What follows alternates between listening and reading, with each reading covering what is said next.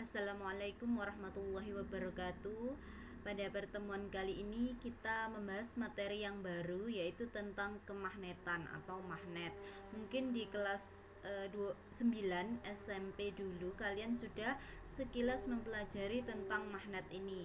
Nanti untuk materi kemagnetan itu saya bagi menjadi dua, yaitu yang kali ini kemagnetan dan juga pertemuan selanjutnya adalah induksi elektromagnetik.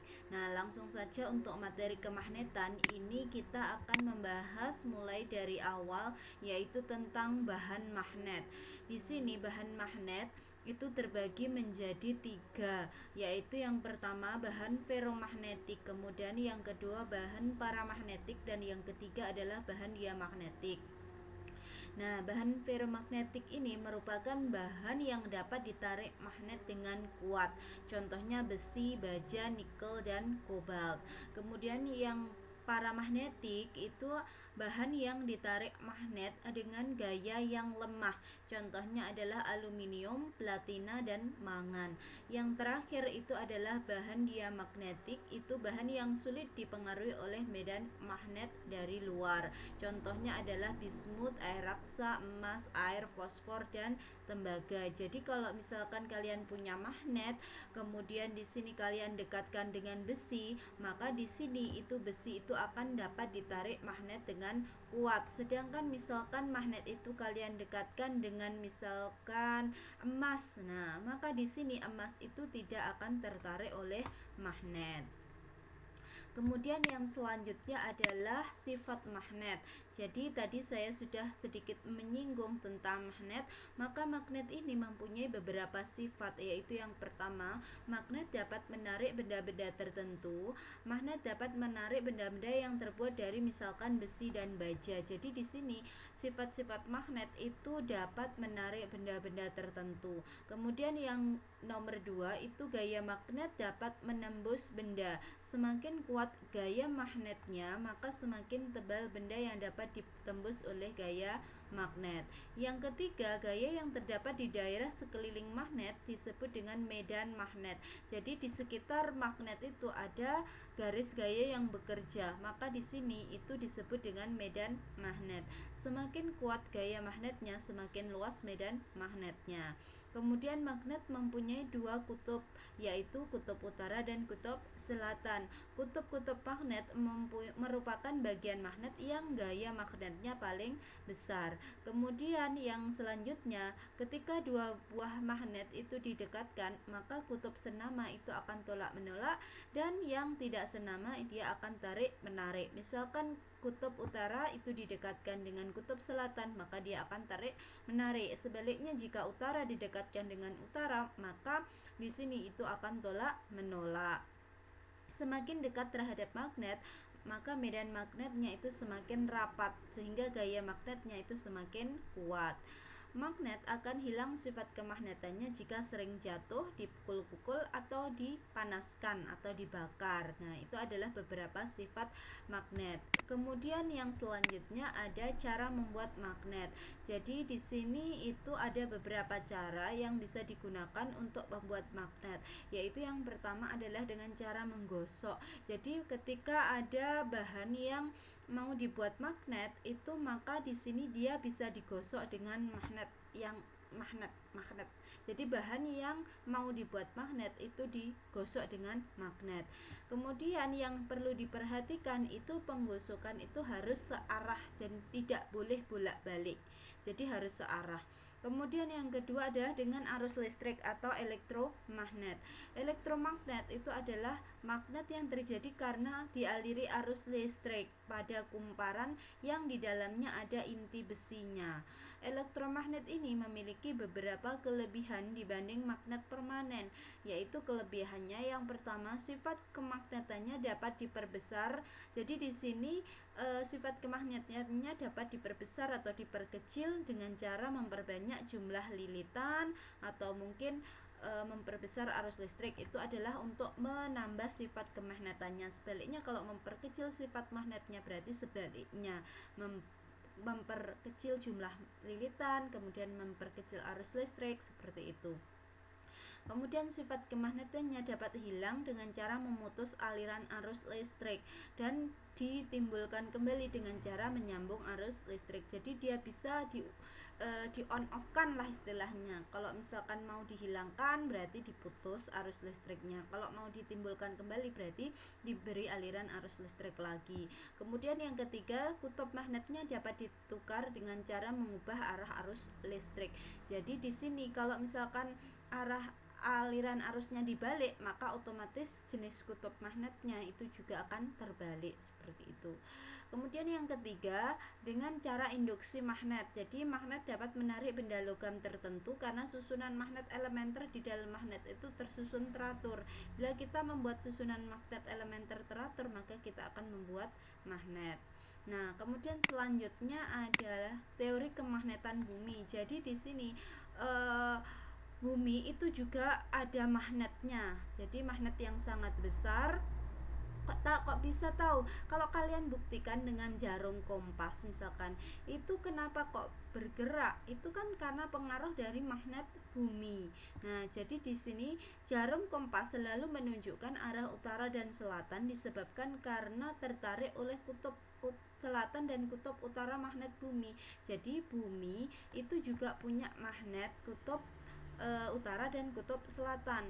Tetapi di sini itu ada perbedaan. Sebentar. Kutub utara jarum kompas tertarik oleh kutub selatan magnet bumi yang berada di sekitar kutub utara bumi. Sedangkan kutub selatan jarum kompas tertarik oleh kutub utara magnet bumi yang terdapat di sekitar kutub selatan bumi. Jadi di sini bedakan antara kutub magnet dengan arah geografis bumi.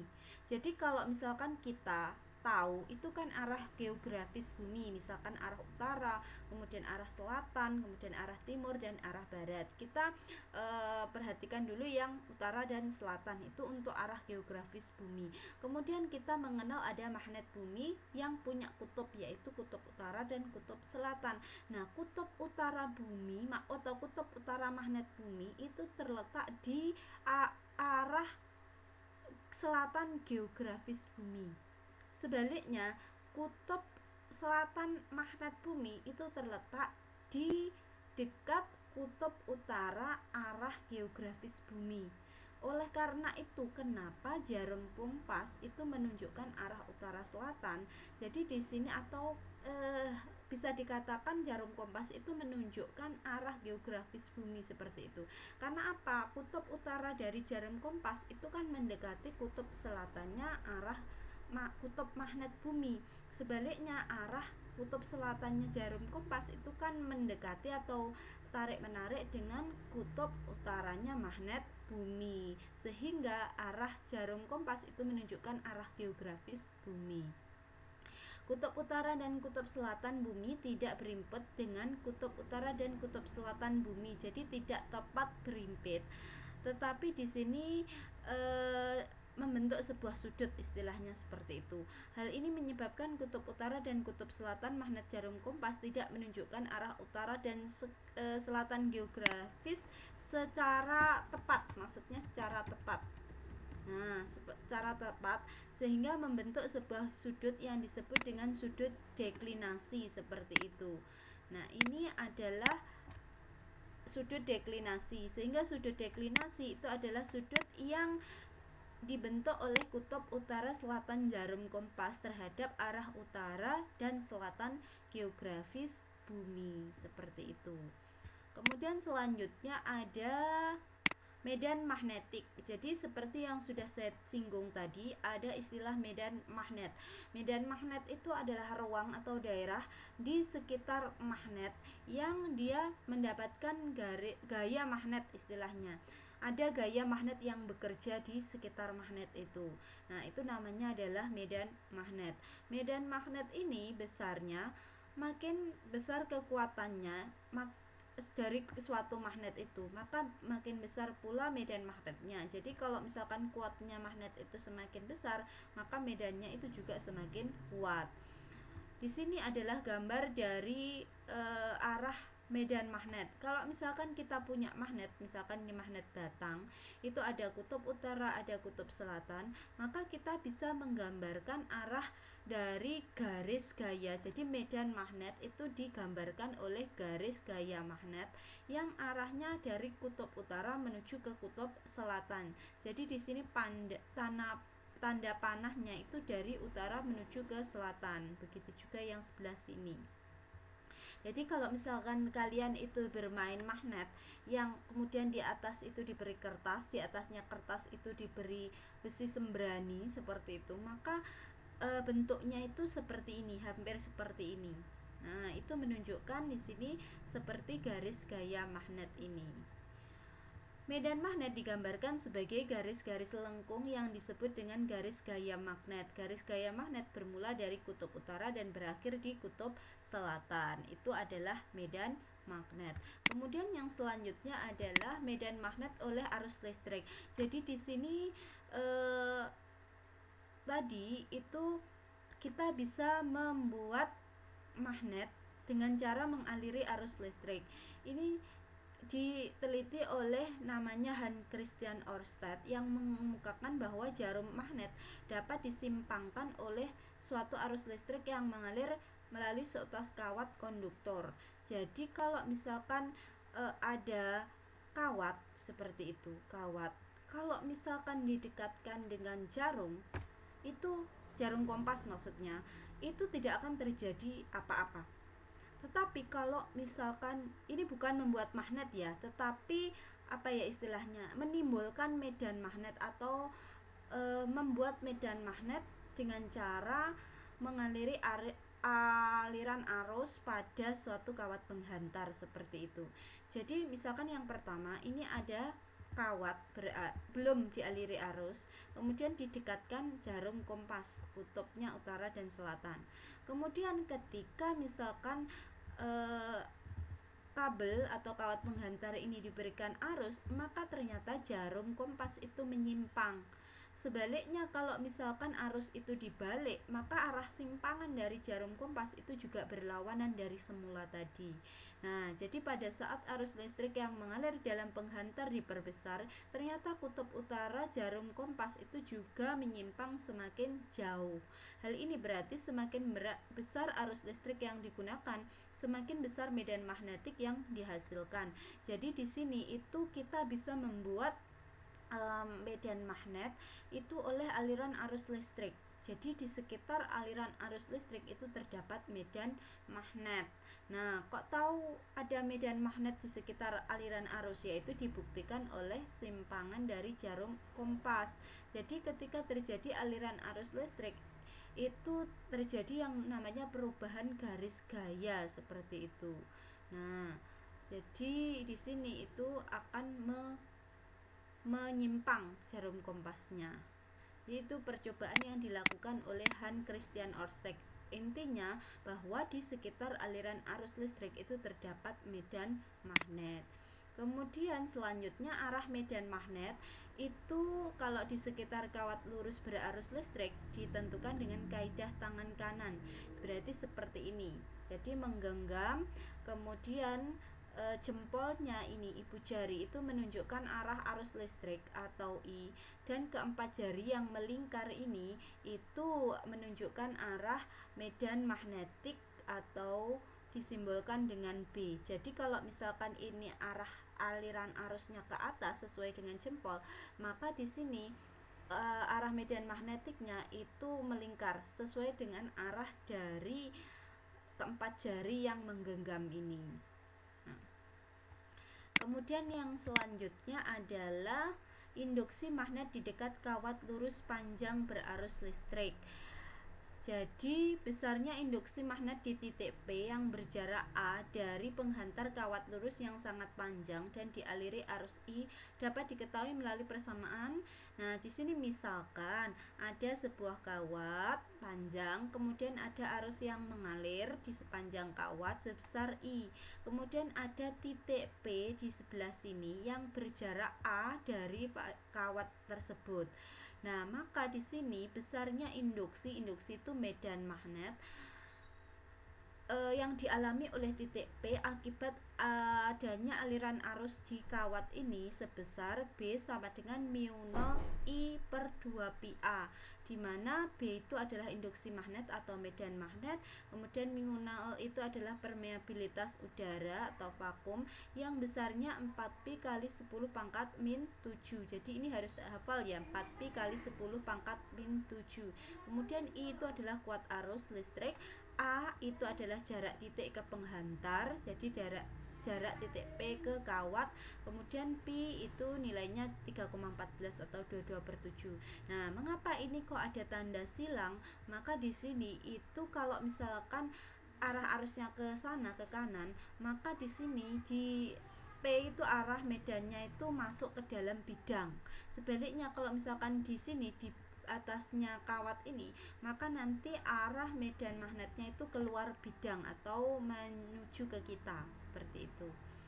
Simbolnya adalah titik. Kalau ini masuk itu simbolnya silang, kalau yang keluar itu simbolnya titik. Terus kemudian selanjutnya adalah misalkan ada contoh soal seperti ini. Sebuah kawat lurus panjang berarus dialiri sebesar 2 ampere. Tentukan besar induksi magnet di titik P yang berjarak 2 cm dari kawat. Nah, diketahui berarti I-nya 2 ampere, A jarak titik ke kawat 2 cm berarti 2 kali 10 pangkat min 2 meter. Mu 0-nya sudah tahu konstanta, maka ditanyakan B, berarti B itu adalah mu 0 I per 2 pi A. Tinggal masukkan angkanya, mu 0 4 pi kali 10 pangkat min 7, I-nya 2, kemudian per 2 pi kali A-nya 2 kali 10 pangkat min 2. Berarti nanti hasilnya ini adalah 2 kali 10 pangkat min 5 Weber per meter persegi, atau boleh ini diganti dengan Tesla seperti itu. Berarti B sama dengan 2 kali 10 pangkat min 5 Tesla. Terus kemudian selanjutnya ada gaya Lorentz. Nah, di sini peralatan dalam kehidupan sehari-hari yang memanfaatkan gaya Lorentz antara lain bor listrik, kipas angin, blender, mixer, alat pengering rambut, mesin penyedot debu, dan mesin cuci. Jadi di sini istilahnya kalau terjadi gaya Lorentz berarti ada gerakan di situ, ada gerakan pada alat itu. Nah, gaya Lorentz terjadi apabila kawat penghantar berarus listrik berada di dalam medan magnet. Maka besar gaya Lorentz yang dialami oleh kawat berarus listrik dalam medan magnet dapat diketahui melalui persamaan. Jadi besarnya gaya Lorentz itu adalah BIL sin theta. Sin theta itu kalau sudutnya tidak 90 derajat. Jadi F itu adalah gaya Lorentz, B itu induksi magnet, I itu kuat arus, L itu panjang kawat, dan theta itu sudut antara kawat dengan medan magnet. Kemudian untuk arah gaya Lorentz dapat ditentukan dengan aturan tangan kanan seperti ini. Jadi kalau misalkan ini tegak lurus, kalau misalkan tegak lurus ya jempol dengan telunjuk, kemudian telunjuk dengan jari tengah seperti ini, berarti dia saling tegak lurus. Jempol itu adalah arah arus, kemudian telunjuk itu adalah arah medan magnet, dan gaya Lorentz-nya ditunjukkan oleh jari tengah. Jadi kalau misalkan ini ya, misalkan tangan saya seperti ini, maka kalau misalkan arah aliran arusnya ke atas misalkan, maka di sini itu arah medan magnetnya itu ke sana, dan arah dari gaya Lorentz-nya itu ke sini. Jadi itu adalah untuk menentukan arah gaya Lorentz. Mungkin itu untuk pertemuan kali ini. Kalau misalkan ada yang kurang paham bisa ditanyakan. Jadi ini saya pilih beberapa materi yang sekiranya gampang untuk dipahami. Kalau misalkan kalian masih belum paham, bisa mempelajari materi-materi atau penjelasan lebih lanjut sehingga kalian menjadi paham. Kalau misalkan ini terlalu mudah untuk dipahami, mungkin kalian bisa mencari contoh-contoh soal yang lain sehingga kalian bisa belajar untuk mengerjakan soal seperti itu. Sudah, semoga apa yang saya sampaikan kali ini bermanfaat. Saya akhiri, wassalamualaikum warahmatullahi wabarakatuh.